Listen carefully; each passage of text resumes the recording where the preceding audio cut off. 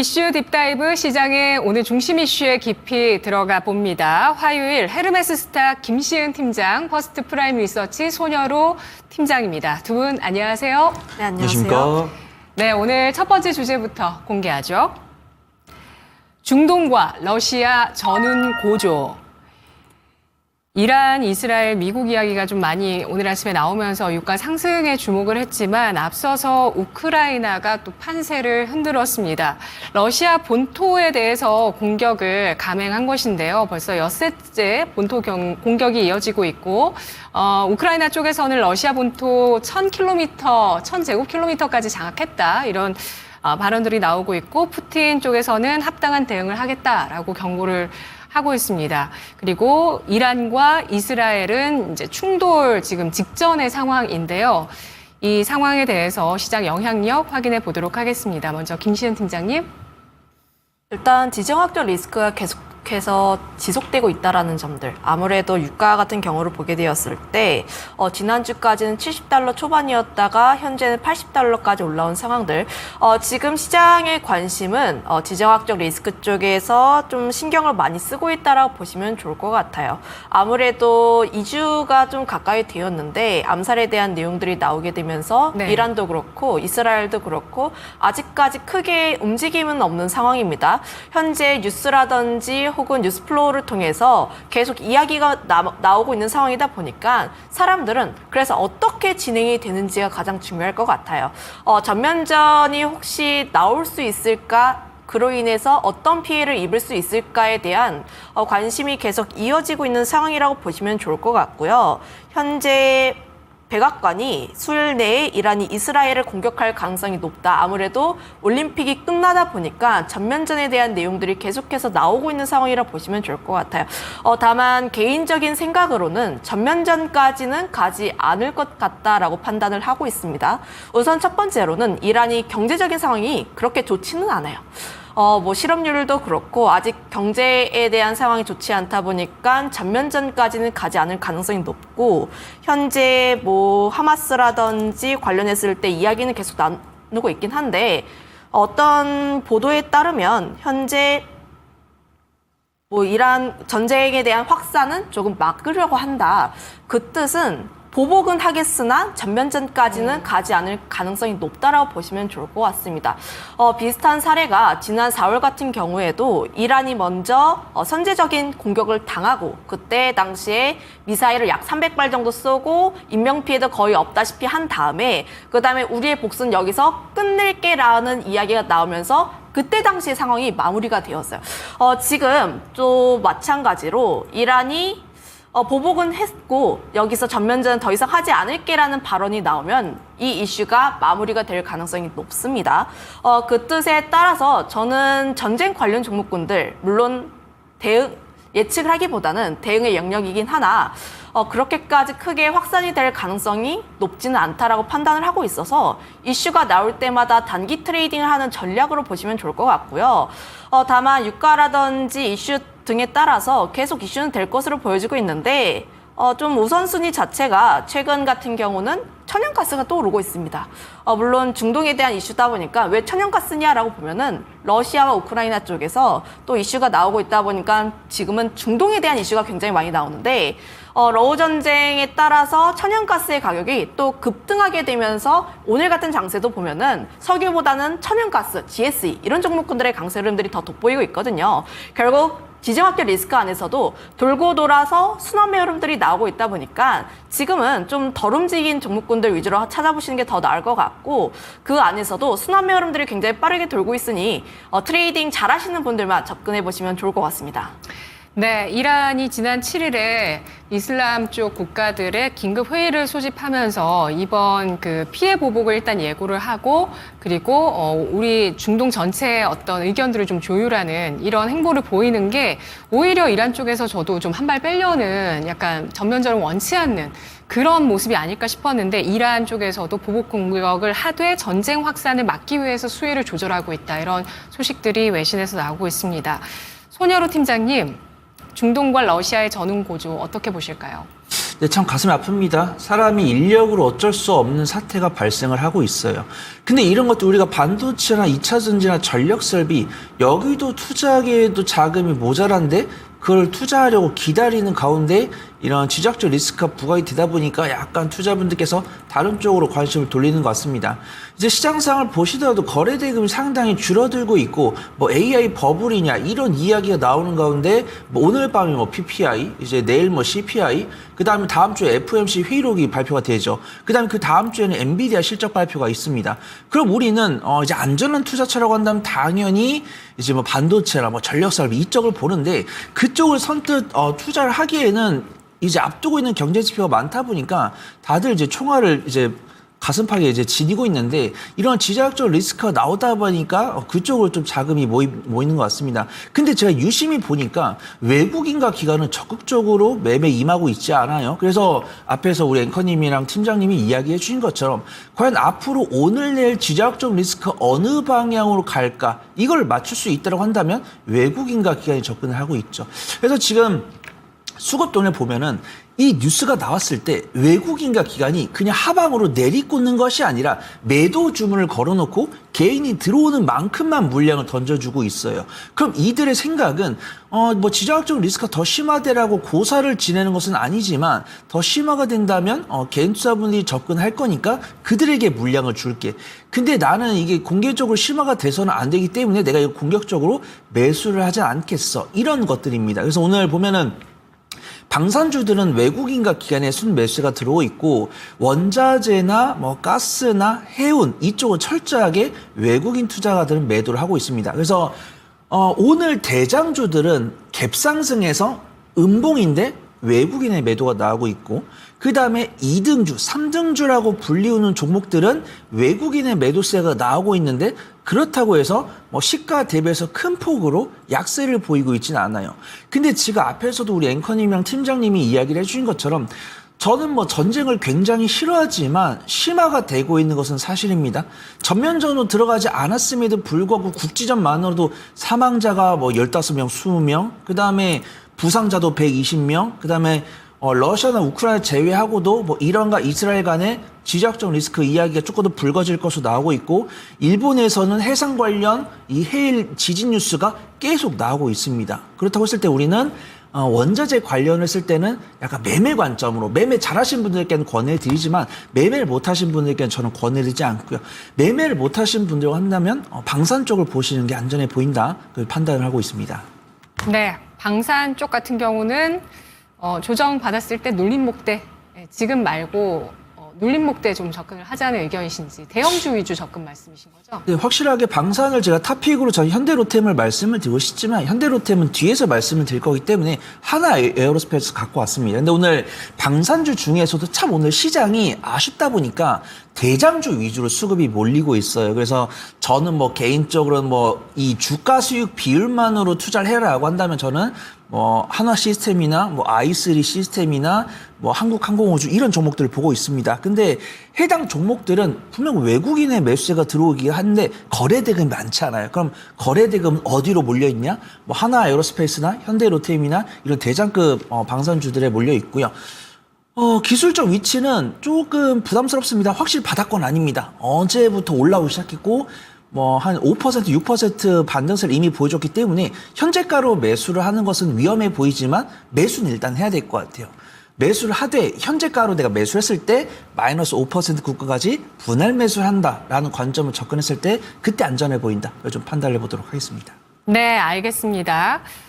이란과 이스라엘의 전면 충돌 가능성은 김시은 팀장은 낮다고 보고 있고요. 다만 이 러시아와 우크라이나의 이 충돌 가운데서 천연가스의 가격이 움직이고 있는 부분이 시장에 좀 반영되고 있다 이렇게 판단을 하고 있습니다. 손여루 팀장은 외국인도 이 상황에 대해서 예단해서 매매하지 않고 있다는 점을 주목을 하고 있고요. 원자재 해운주 단기 관점의 전략 그리고 방산에 대해서는 한화에어로스페이스 등에 대해서 스윙 관점에서 대응 가능하다라는 전략을 세워줬습니다. 두 번째 주제 보시죠.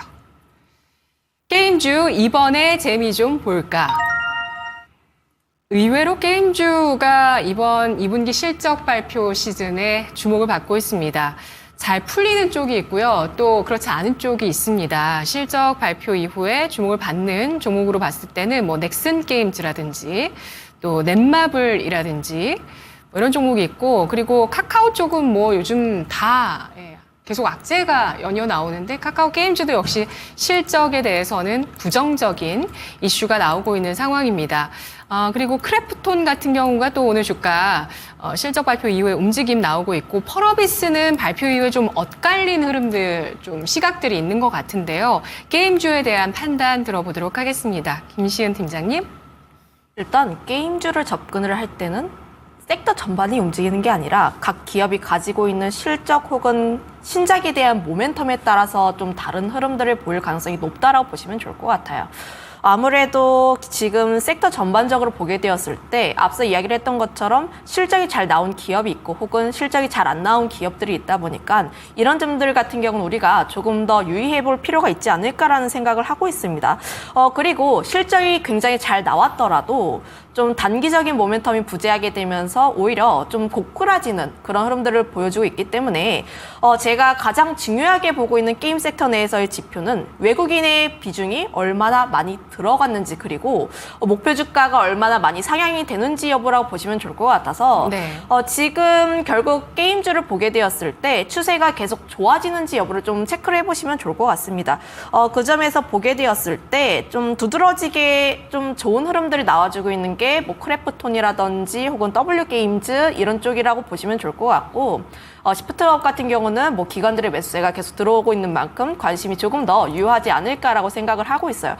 거기다가 더해서 8월 말에는 게임스컴이라는 게임 이벤트가 예정이 되어 있는데, 통상적으로 8월에는 게임스컴, 11월에는 지스타라는 이제 대형 이벤트가 있다 보니까 이벤트가 열리기 전에 게임주들의 다시 한번 관심이 모아지는 시점이라고 보시면 좋을 것 같아요.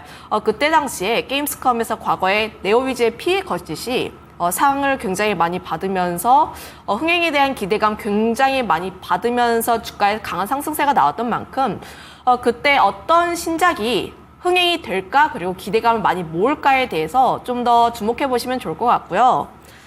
그 점에서 보게 되었을 때 넥슨이라든지 혹은 크래프톤, 펄어비스 굉장히 다양하게 참여를 하는데, 관련했을 때 아직까지 어떤 신작이 흥행할지는 저도 잘 모릅니다.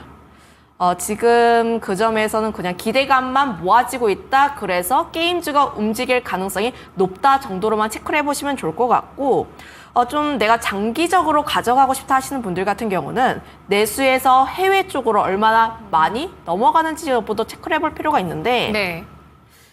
결국 지금 내수에서만 진행하고 있는 기업들 같은 경우는 실적이 잘 나오지 않고 있습니다. 대표적으로 NC소프트 그리고 카카오게임즈가 있는데 현재 해외 매출에 대한 비중이 굉장히 적다라는 점들, 그래서 2분기 실적 같은 경우도 YOY 대비했을 때 굉장히 큰 폭의 하락세가 나오고 주가 같은 경우도 계속 좀 하향 추세가 계속 이어지고 있다는 점을 보면은 지금 국내보다는 해외 쪽을 집중하는 기업들의 상승세가 더 가파르게 나오고 있다고 보시면 좋을 것 같아요. 대표적으로 크래프톤, 넥슨, 넷마블 쪽이 있는데 네. 결국 지금 내수 같은 경우에는 인구수가 한계도 좀 나와 있고 가금에 대한 구조라든지 투자 심리 자체가 좀 제한적이다 보니까 결국 해외로 나가야 됩니다. 해외에서 얼마나 잘 진행하고 있는지, 그리고 MMORPG를 탈피를 해서 콘솔이라든지 굉장히 다양한 게임 쪽으로 잘 나아가는지 여부를 좀 더 체크를 하기 위해서는 현재 게임주들 내에서도 조금 더 옥석가리에 가장 필요한 시점이라고 보시면 좋을 것 같고요. 그중에서 가장 관심 있게 보고 있는 것은 크래프톤과 시프트업 정도라고 보시면 좋을 것 같아요. 네, 탑픽까지 이 의견들 가운데 꼽아주셨습니다. 크래프톤, 시프트업 이렇게 두 가지 종목인데요. 자, 그렇다면은 손희로 팀장님은 또 어떤 의견이실지, 게임주 재미 볼 수 있을까요?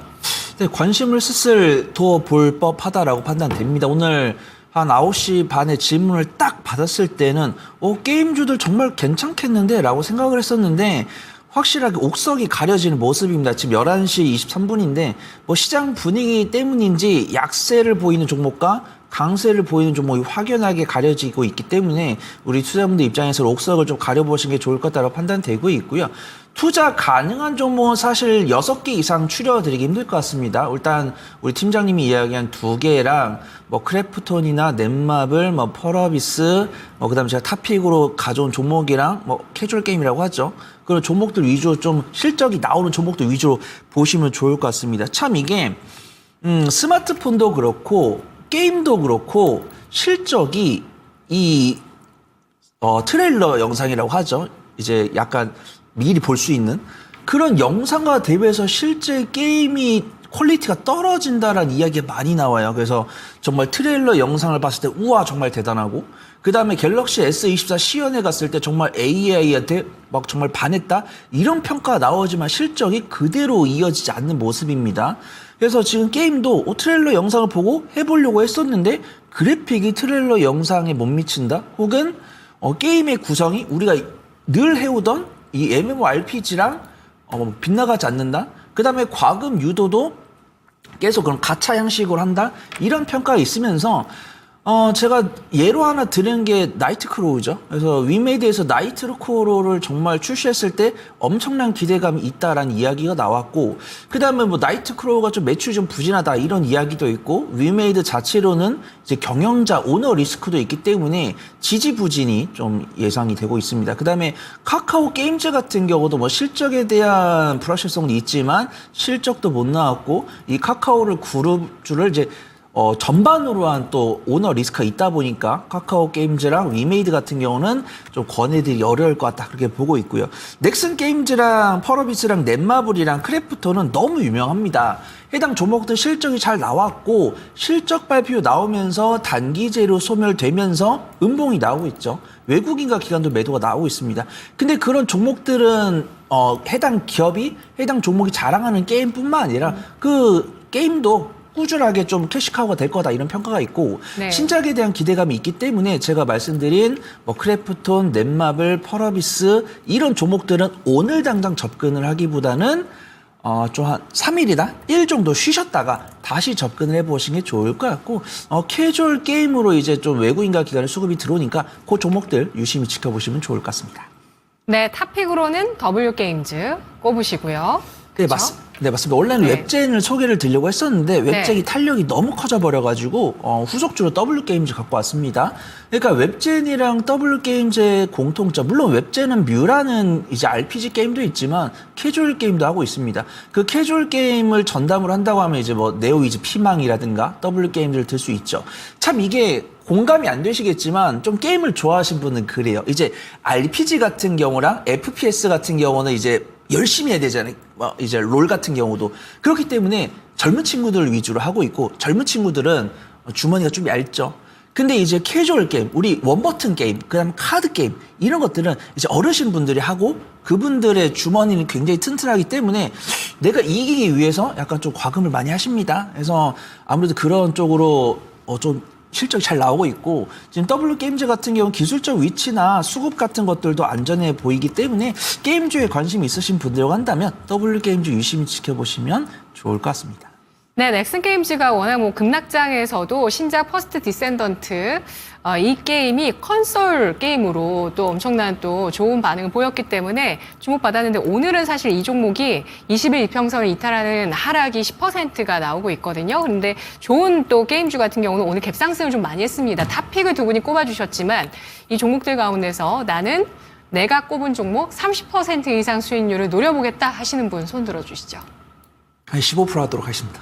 게임주는 30%보다는 좀 이제 스윙에 대한 관점으로 보시면 좋을 것 같습니다. 네, 알겠습니다. 지난해 10월부터 바닥을 잡고 올라서는 움직임을 보여줬던 게임주들 쭉 나왔었는데요. 이 가운데서 모멘텀들 짚어보며 탑픽 알아봤습니다.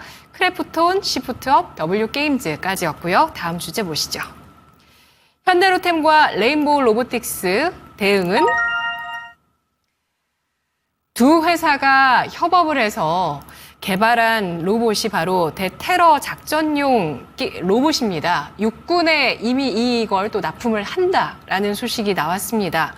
김시은 팀장님 어떻게 봐야 될까요?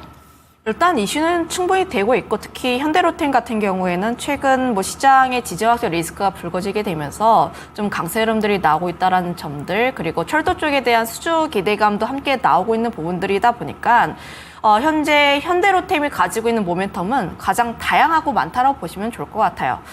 그동안 방산주에서는 하나 에어로스페이스가 가장 강세 흐름들을 보였던 반면에 현대로템이 최근 추세는 가장 강하다라고 보시면 좋을 것 같고 하반기에 폴란드 2차 계약에 대한 기대감도 어느 정도 유효하다 보니까 저는 눌림목일 때 좀 접근이 유효하지 않을까라는 생각을 하고 있습니다. 방산 종목군들을 투자를 할 때는 너무 올랐을 때 투자를 하시기보다는 눌림목일 때 매수라는 관점에서 보시면 아무래도 가격적인 전략에서 조금 더 편안하지 않을까라고 보시면 좋을 것 같고요. 오늘 현대로템이 윗꼬리가 살짝 달렸지만 저는 조금 더 눌렸을 때 21선 부근까지 내려왔을 때 조금씩 분할적인 매수 관점에서 보시면 좋을 것 같다라는 생각을 하고 있어요. 아무래도 지금 이 기업을 보게 되었을 때 21선과 61선이 만나는 그 시점대에서 계속 눌림목이 나왔을 때마다 다시 지지받으면서 올라간 적이 있다 보니까 이 라인대 같은 경우는 우리가 조금 더 지켜볼 필요가 있지 않을까라는 생각을 하고 있고요. 그 다음에 레인보우 로보틱스를 보게 되었을 때는 아직은 잘 모르겠다. 물론 가격적인 메리트도 분명히 있고 네. 중장기 성장에 대한 기대감도 충분히 있긴 하나 오늘 상승을 보게 되었을 때 거래량이 좀 미비합니다. 거래량이 아직까지 덜 터지고 있고 수급에 대한 부분도 아직까지 제한적인 부분이다 보니까 지금 단기적으로 추세를 돌릴 가능성은 사실 크지는 않다라고 보고 있어요. 아무래도 이평선 자체가 하향 안정화가 되고 있고 지금 21선을 맞고 다시 한번 윗꼬리가 올라와 있는 상황들 결국 로봇주가 움직이기 위해선 로봇 쪽에 대한 강력한 이슈 혹은 실적이 조금 더 부각이 될 필요가 있는데 아직 단기적으로 보게 되었을 때 레인보우 로보틱스라든지 혹은 두산 로보틱스가 움직일 만한 그런 이슈가 지금은 부재하다 보니 현재는 이슈를 조금 더 기다려볼 필요가 있다. 물론 이제 장기로 보시는 분들 같은 경우는 천천히 눌림목 매수에 대한 관점이 있긴 하나 다만 비중 자체는 크게 하시기보다 조금 적게 하시는 것을 좀 추천드려 보도록 할게요. 네. 자, 적은 비중에 대한 대응 필요하다라는 점 로봇주 알아봤고요. 방산주는 철저한 눌림목 관점에 매수 대응 필요하다는 점 말씀해 주셨는데 탑픽으로는 어떤 종목 보실지 방산주에서 골라주시면 좋을 것 같아요. 저는 현대로템입니다. 현대로템 꼽아주셨고요. 네, 11월에 MSCI 신규 편입도 예상 종목이기도 합니다. 손예로 팀장님, 현대로템 레인보우 로보틱스 이슈 어떻게 보실까요? 네, 당연히 방산 탑픽은 현대로템일 수밖에 없고 로봇 탑픽도 사실 레인보우 로보틱스입니다. 근데 저는 오늘 이 지정학적 리스크가 제일 서운하게 만든 종목이 레인보우 로보틱스가 아닐까 그렇게 판단돼요. 정말 9시 반까지만 해도 레인보우 로보틱스가 거의 10% 가까이 상승하는 모습이었는데 이 지정학적 리스크가 부각되고 투자분들 사이에서 투심이 좀 영향을 주다 보니까 급격하게 상승폭을 좀 반납하는 모습입니다. 그 다음에 저는 사실 이 레인보우 로보틱스가 한 플러스 8%, 플러스 9% 상승세를 유지를 해줬으면은 이 로봇 관련 모멘텀을 찾아가지고 우리 투자분께 보수적으로 보셔라라고 말씀을 드리고 했었는데 조금 더 보수적으로 보셔야 될 것 같습니다. 그 다음에 이 현대로템과 레인보우 로보틱스 관련 뉴스가 오늘 아침 나온 게 아니고 어제 오후에 나왔습니다. 그래서 어제 오후부터 조금 수급이 몰리는 모습이었고 오늘 추가 상승 나오려는 모습이었는데 국내 시장에 이 지정학적 리스크가 좀 찬물 뿌리다 보니까 이제 레인보우 로보틱스가 단기 상승 나온 김에 외국인이 좀 단기적 차익씩 나온 것 같습니다. 근데 기관 순매수는 어제 이어서 오늘도 이어지니까 레인보우 로보틱스를 관심 종목에서 지우지 마시고 넣어놨다가 천천히 모아가시면 좋을 것 같습니다. 뭐 기준금리 인하도 이제 진행이 될 거고 해리스 부통령 입장에서도 AI를 이제 장려하겠다 이런 이야기를 했기 때문에 성장주들에 대한 투심이 곧 되돌아올 수 있을 것 같아요. 그래서 저는 이 뉴스를 보니까 현대로템과 레인보우 로보틱스가 합작을 해가지고 사족 보행을 하는 로봇을 대테러 작전용 다족 보행 로봇을 만들었다고 하는데 영상을 보고 싶었습니다. 근데 영상은 제가 못 봤고 사진만 봤습니다. 그래서 사족 보행을 하는 약간 강아지형 로봇이었는데 저게 임무 수행이 될까라고 봤는데 시속 4km 정도 나온다고 합니다. 시속 4km면은 일반 성인 남성이 가볍게 뛰는 속도거든요. 그러면은 로봇이 너무 느리면은 대응을 못할 거다라고 판단했었는데 시속 4km면은 좀 충분히 가능하다라고 보이고 임무가 엄청난 임무를 하는 건 아닙니다. 사람이 하기 힘든 통로 개척. 총대 메고 누가 가장 먼저 갈 수 있겠어요? 당연히 로봇이 하겠죠. 그래서 통로 개척이나 내부 진입, 뭐 수색 및 정찰, 적재함 및 통제가 같은 업무를 진행한다고 했을 때 요 로봇이 갖고 있는 성능을 봤을 때 좀 충분히 가능하다라고 보고 있고요. 이 부분이 조금 아쉬웠습니다. 뉴스가 있더라고요. 삼성전자나 현대차, LIG 넥스원이 로봇 사업을 위한 투자와 연구 확대를 나선다. 이런 내용이 있었습니다. 그래서 그 내용을 유심히 봤는데 우리가 알고 있는 내용보다 조금 심화된 건 없었습니다. 그래서 뭐 삼성전자 같은 경우 뭐 로봇 보핏을 만든다는 내용, 그 다음에 현대차에서 보스턴 다이나믹스를 통해서 휴머노이드 로봇을 사고파한다는 내용, LIG 넥스원이 이제 고스트 로보틱스를 인수해서 연내 미국의 로봇 시장에 진출한다는 내용, 요게 안타깝게도 올해 상반기에 나왔던 내용이 리프레시 된 게 없었습니다. 그래서 일단 로봇 관련 종목을 정말 사가지고 아이고 손 팀장님 오늘 로봇 좋게 말하니까 로봇을 사가지고 올해 연말까지 가져가야겠구나 이렇게 말씀드리기는 어려울 것 같아요. 일단은 매매 관점으로 접근하되 혹시라도 이 대기업들이 추가적인 투자 뉴스를 내놓던가 아니면 해리스 부통령이 성장 섹터에 대한 추가 호재를 내놓는다고 했을 때는 그때는 드라이빙을 거는 거고 현재 위치는 기술적 위치 괜찮으니까 매매 관점으로 접근해 볼 수 있을 것 같다 판단해 보도록 하겠습니다. 네, 알겠습니다. 자, 로봇주 트레이딩 관점에서 기술적인 위치는 괜찮다라는 평가와 함께 로봇보다는 그래도 방산주에 대한 좀 더 투자 전략이 유리하겠다라는 의견까지 들어봤습니다. 두 분 분석 잘 들었습니다. 고맙습니다. 감사합니다.